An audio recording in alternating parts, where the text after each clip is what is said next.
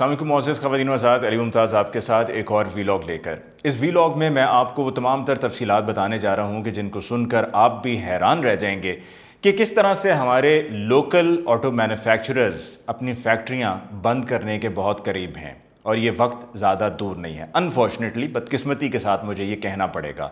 इसमें कसूर किसका है? इसमें क्या कसूर हमारे ऑटो मैन्युफैक्चरर्स का है या सरकार का है? ये जब मैं आपको तफसीलात बताऊँगा तो आपको बिल्कुल सारी चीज़ क्रिस्टल क्लियर हो जाएगी। और जब हमारे लोकल मैन्युफैक्चरर्स ये फैक्ट्रियां बंद कर देंगे तो उसके क्या असरात होंगे, मैं आपको वो भी बताऊंगा। सबसे पहले तो ये कि अभी कुछ दिन पहले मैंने वीलॉग में आपको बताया था कि हमारी ऑटो पॉलिसी अभी तक नहीं आई, 25 जून को एक्सपेक्टेड है। फिर ये था कि जी जुलाई के पहली तारीख को आ जाएगी। अब जुलाई की 8 तारीख भी गुजर गई है और अभी तक वो ऑटो पॉलिसी का कोई नामो निशान नहीं है। बस खबरें आ रही हैं दाएं बाएं से कि ऑटो पॉलिसी बस आ रही है, बस आ रही है। वही हिसाब हो जाएगा कि शेर आया, और जब शेर आएगा तो पता चलेगा कि जी वहाँ पर किस्सा ही तमाम हो चुका हुआ है।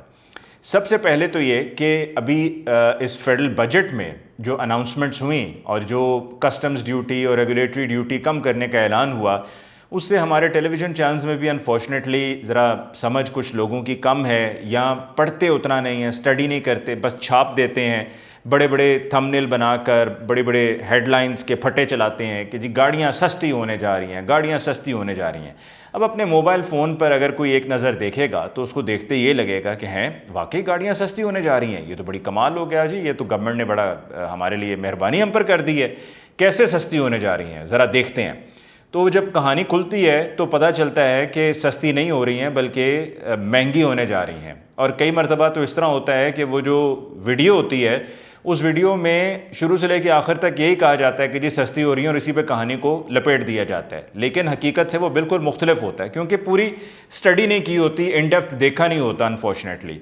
अब हमारी ये जो ऑटो पॉलिसी आनी है उससे पहले ये फेडरल बजट है। फेडरल बजट के अंदर ये कह दिया कि जो 2000 सीसी से 3000 सीसी की हमारी इंपोर्टेड गाड़ी होगी, यानी कि जो लग्जरी गाड़ियाँ हैं, जो बड़ी गाड़ियाँ हैं 2000 सीसी से ऊपर, वो लग्जरी गाड़ियाँ कहलाएंगी।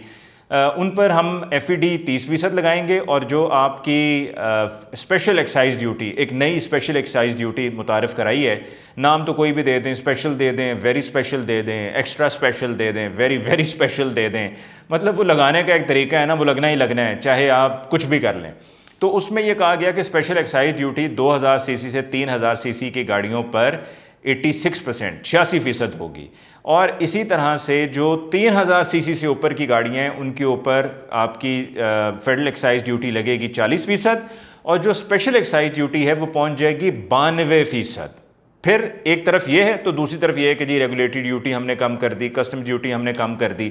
जितना फ़र्क पड़ेगा कस्टम्स ड्यूटी और रेगुलेटरी ड्यूटी कम करने से, उससे कई गुना ज़्यादा प्राइस ऊपर हो जाएगी आपकी FED और स्पेशल एक्साइज ड्यूटी की वजह से। तो लिहाजा 2000 सीसी से ऑनवर्ड्स गाड़ियाँ महंगी हो रही हैं, इसमें तो कोई नहीं है बल्कि महंगी हो चुकी हैं। अच्छा, अब ये जो 2000 सीसी से नीचे की गाड़ियाँ हैं इस पर सरकार ने ये कह दिया कि जी रेगुलेटरी ड्यूटी भी कम हो रही है, कस्टम ड्यूटी भी कम हो रही है।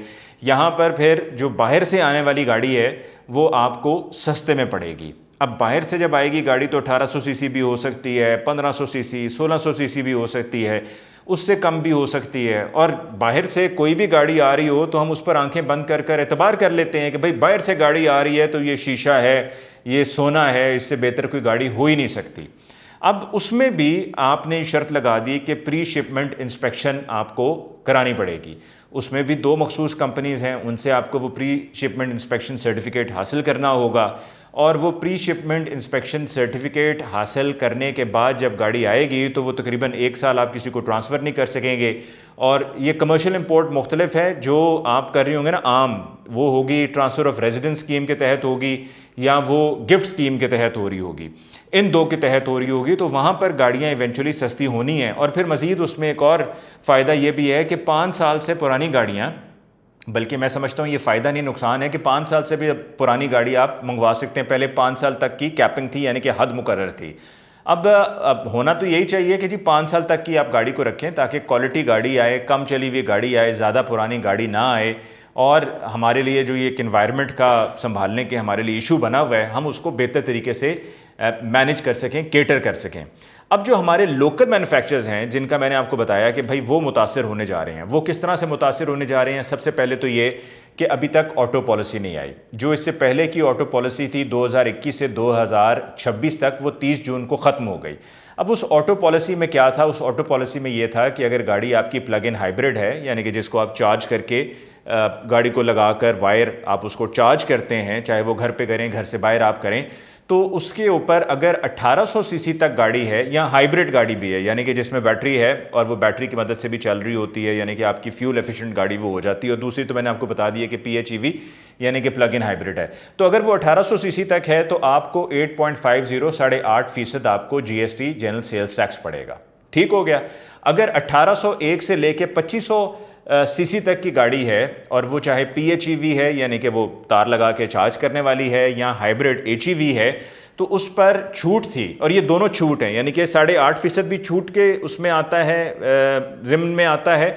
और इसी तरह से जो अगला आपको बता रहा हूँ 12.75% का सेल्स टैक्स लगता है छूट के तहत 1801 से लेके 2500 सीसी तक की गाड़ी का। अब ये किस तरह से हुआ था? ये इस तरह से हुआ था कि जो ऑटो पॉलिसी आई थी 2021 से लेके 2026 तक, उस ऑटो पॉलिसी के तहत ये रिलैक्सेशन मिली थी और उस रिलैक्सेशन पे लोगों को गाड़ियां ज़रा कम सेल्स टैक्स पर मिल रही थी। अब जब ये ऑटो पॉलिसी आई नहीं और पिछली ऑटो पॉलिसी 30 जून को ख़त्म हो गई, तो अब क्या हो रहा है?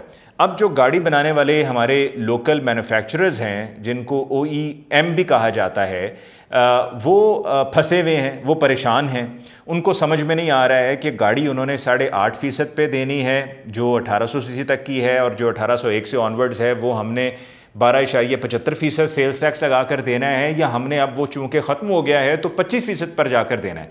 अब आप खुद लगाइए अंदाज़ा कि गाड़ी एक तरफ आपको सेल्स टैक्स 8.5% पे मिल रही है, वो 8.5% से जंप करके 25% पे, और जो आपको 12.75% पे मिल रही है वो फ़ौरन जंप करके 25% सेल्स टैक्स के साथ मिलेगी। तो उसका इम्पैक्ट क्या होगा ख़रीदने वाले के लिए? और सबसे ज़्यादा बड़ा मसला क्या है कि पिछले साल जो NEV पॉलिसी अप्रूव हुई थी सितंबर में, यानी कि new energy vehicle policy NEV policy approve हुई थी, उसमें यही कहा गया था कि हम आपको छूट देंगे, आपको रिलैक्सेशन मिलेगी। उसके तहत फिर यहाँ पर लोकल मैन्युफैक्चरर्स ने, यानी कि OEMs ने इन्वेस्टमेंट मज़ीद करना शुरू कर दी, क्योंकि एक प्लान के तहत वो चल रहे होते हैं। अब ऑटो पॉलिसी आई नहीं है, ऑटो पॉलिसी के ना आने की वजह से एक बेयकीनी की सूरत हाल है, समझ में नहीं आ रहा कि करना क्या है। और अगर ये सूरत हाल इसी तरह से जारी रही तो हमारे जो लोकल मैन्युफैक्चरर्स हैं वो अपनी फैक्ट्रियां बंद करने पर आ जाएंगे, क्योंकि वो कैसे मैनेज करेंगे? उन्होंने प्लान करना है, बाहर से पार्ट्स को मंगवाना है, वो पार्ट्स को मंगवाएंगे अपनी डिमांड के तहत, वो डिमांड उससे इफेक्ट होगी। उन्होंने प्राइसिंग करनी है, वो प्राइसिंग इस पर डिपेंड करती है, वो प्राइसिंग कैसे होगी? वो प्राइसिंग नहीं कर पाएंगे। फिर इसी तरह से जो हमारे पार्ट्स वाले लोग हैं, मार्केट में बेशुमार वेंडर्स हैं, उनका कारोबार मुतासिर होगा, वो अपने कारोबार को बंद करने पर आ जाएंगे। फिर इसी तरह लाखों लोग इस शोबे से वाबस्ता हैं, मुलाजमत कर रहे हैं, वो अपनी मुलाजमत से हाथ धो बैठेंगे, उनके घरों के चूल्हे ठंडे पड़ जाएंगे।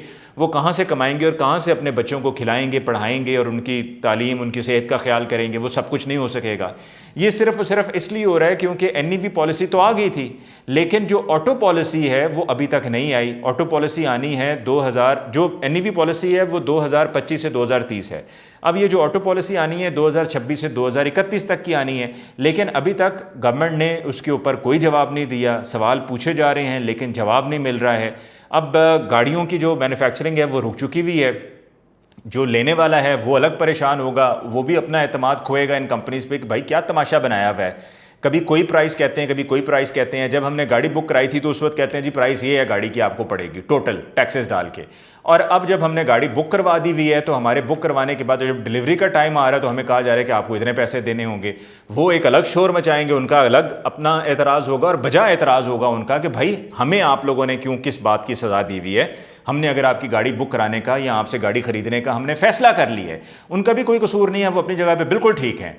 और फिर उनकी गाड़ियों की जो सप्लाई है वो भी देर से होगी ना, यानी कि उनकी जो डिलीवरी है वो उनकी डिलीवरी भी इफेक्ट हो जाएगी, वो भी टाइम से नहीं मिलेगी।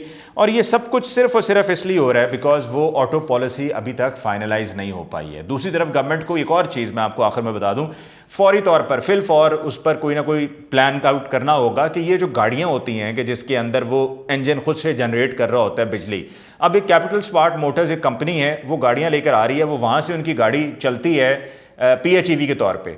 वो यहाँ पहुँचती है तो उसको इलेक्ट्रिक व्हीकल डिक्लेयर कर देते हैं। अब ये समझ में नहीं आ रही सरकार को कि भाई उसको हम इलेक्ट्रिक व्हीकल डिक्लेयर करें या हम उसे प्लग इन व्हीकल यानी कि PHEV हम उसको डिक्लेयर करें। उसको इलेक्ट्रिक व्हीकल डिक्लेयर करेंगे तो उसको बहुत सी छूट मिल जाएगी। अगर उसको छूट मिलेगी तो जो बाकी लोकल मैन्युफैक्चरर्स हैं जिन्होंने अरबों रुपया इन्वेस्ट किया हुआ है और मजीद आगे भी इन्वेस्ट करना चाह रहे हैं, और फिर ये जो सारी सूरत हाल है भी यकीनी कि इसके अंदर बाहर से इन्वेस्टर नहीं आएगा, लोकल इन्वेस्टर भी बंद करके भाग जाएगा।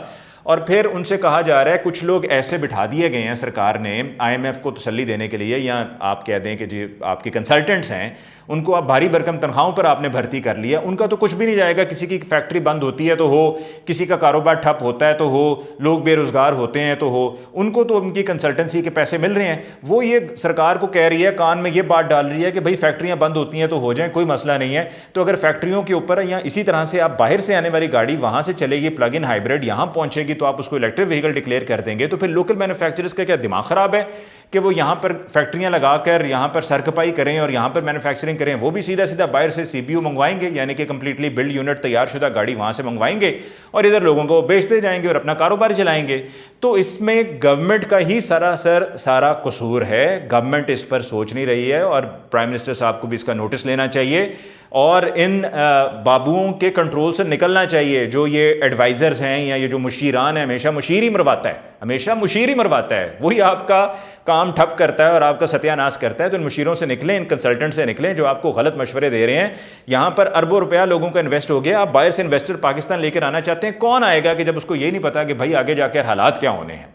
ये है वो कुल कहानी जिसकी वजह से अभी गाड़ियां महंगी हो गई हैं। जब तक ये ऑटो पॉलिसी नहीं आ रही है, आपको गाड़ियां जो 8.5% सेल्स टैक्स के साथ मिल रही थी, अब आपको 25% सेल्स टैक्स के साथ मिलेंगी।